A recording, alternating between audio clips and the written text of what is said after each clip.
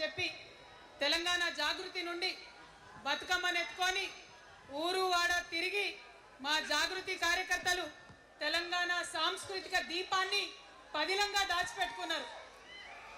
మరి వారు దాచినటువంటి ఆ దీపం ఆనాడు చాలా చీకటిలో కాలరాత్రిలో కూడా ఒక కాగడాలాగా తెలంగాణ ఉద్యమకారులకు వెలుగునిచ్చింది.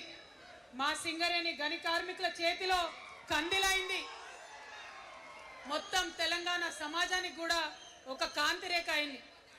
అప్పటి వరకు చాలా మంది మాట్లాడేది, మా స్టూడెంట్స్ అయినా అందరూ కూడా మాట్లాడేది, ఈ ఆంధ్రోళ్ళతోని పంచాయతీ అవుతుందక్క, ఏం చెప్పాలి, మా గురించి ఎట్లా చెప్పుకోవాలి, మన సంస్కృతి గురించి ఎట్లా చెప్పుకోవాలని మాట్లాడినప్పుడు బతుకమ్మ వచ్చిన తర్వాత బలం వచ్చింది.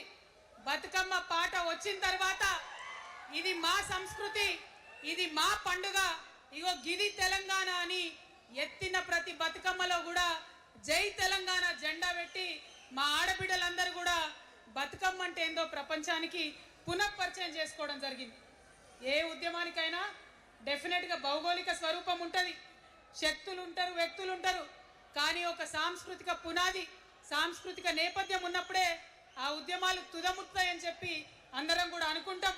తెలంగాణ ఉద్యమానికి బలమైనటువంటి సాంస్కృతిక పునాదినిచ్చి ఆడబిడ్డలందరినీ ఉద్యమంలో జత చేసినటువంటి ఘనత ఇక్కడ ఉండేటటువంటి జాగృతి కార్యకర్తలదేనని నేను ఇవాళ సగర్వంగా ప్రకటిస్తా ఉన్నాను.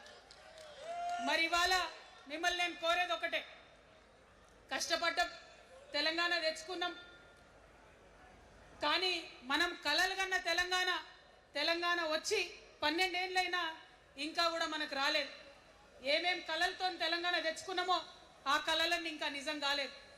మరి తెలంగాణ ఉద్యమ రథం, ఆనాటి ఉద్యమ రథసారథి కేసీఆర్ గారి నేపథ్యంలో తెలంగాణ ఉద్యమ రథం ఎక్కడనో దారి తప్పింది.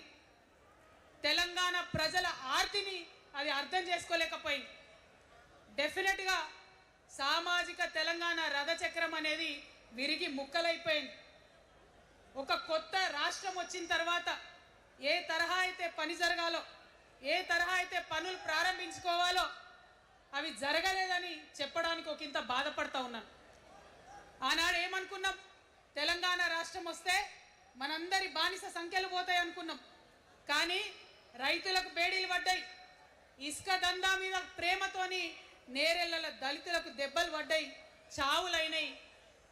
ఒకరిద్దరు కలిసి మాట్లాడుకోవాలంటే ఎవరి ఫోన్ ఎక్కడ మానిటర్ చేస్తుండ్రో అని భయం, వ్యక్తిగత స్వేచ్ఛ లేదు, దారుణమైనటువంటి నిఘా నీడలో తెలంగాణ అంతా కూడా బతికింది. ఇది వాస్తవం. మనం అనుకున్న కలల తెలంగాణ రాలేదన్నది ముమ్మాటికి వాస్తవం. మరి అటువంటి సందర్భంలో నేను ఇవాళ మీ అందరికి ఒక మాట చెప్పాలి. ఆనాడు పరిపాలించిన కుటుంబంలో నేను కూడా ఒక భాగం.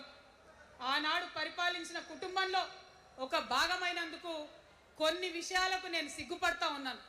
తెలంగాణ ప్రజల్ని క్షమించమని కూడా కోరుతా ఉన్నాను. కానీ తెలంగాణ సాధించినందుకు మాత్రం చాలా గర్వపడుతున్నాను. నా జన్మ ధన్యమైందని చెప్పి భావిస్తూ ఉన్నాను. మరి అనేకమైనటువంటి తప్పులు జరిగినాయి, అనేకమైనటువంటి నేరాలు జరిగినాయి, అనుకున్నటువంటి తెలంగాణ సాధించుకోలేదు. మరి ఆ తప్పులో ఎక్కడో ఒక దగ్గర నాకు భాగం ఉందని చెప్తున్నప్పుడు మరి కేవలం క్షమాపణ చెప్తే సరిపోతుందా? ఏ తెలంగాణ అయితే కావాలనుకున్నామో, ఏ సామాజిక న్యాయ తెలంగాణ అయితే రావాలని అనుకుంటున్నామో దానికోసం నడుం బిగించి కష్టపడి పని చేయాల్సిన అవసరం కూడా ఉంది. మరి ఇవాళ పని చేయడం కోసమే తెలంగాణ రాష్ట్ర సేన ఇవాళ తెలంగాణ ప్రజల ముందుకు వచ్చింది. రేపటి నుంచి మీరు చూస్తారు మా పని ఎట్లుంటుందో, మా పనితీరు ఎట్లుంటుందో. ఎందుకంటే ఏ పోరాటం చేయాలన్నా, ఏ ప్రజలకు మంచి చేయాలన్నా కేవలం కొట్లాడితే సరిపోదు, దానికి రాజకీయ అధికారం కూడా ఉండాలి. రాజకీయ అధికారం తోడైనప్పుడే ప్రజలకు చేయాలనుకున్న మంచి చేయగలుగుతాం. అందుకే ఇవాళ పార్టీ పెట్టేది.